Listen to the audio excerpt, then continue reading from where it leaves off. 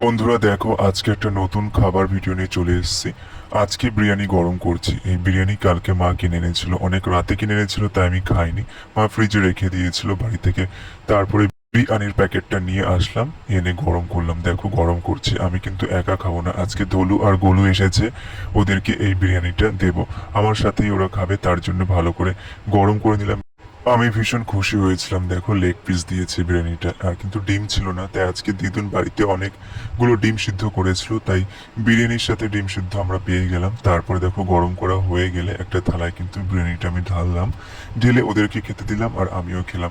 বিরিয়ানিটা আমরা ভাগ করেই খেলাম, শুধুমাত্র তিনজন খাইনি। আর এই যে দেখতে পাচ্ছ মাছ পাতা ভাজা, মাছ পাতায় ভাজা মা ভেজেছিল আর বোনও ভেজেছিল, তাই আজকে খাচ্ছি। আর সকালবেলা মা আজকে রান্না করেছিল পনিরের তরকারি ছোলা দিয়ে, সেটাও খেতে কিন্তু খুব ভালো লাগে। ধলুগুলোকে যখন বিরিয়ানি দিলাম, ওরা কিন্তু খুবই ভালো করে খেলো। ওরা বিরিয়ানি খেতে পছন্দ করে। দেখো, আর এই যে সেই ডিম সিদ্ধগুলো যেগুলো দিদুন সকালবেলা সিদ্ধ করে রেখেছিল, সেগুলো বিরিয়ানির সাথে আমরা খেলাম।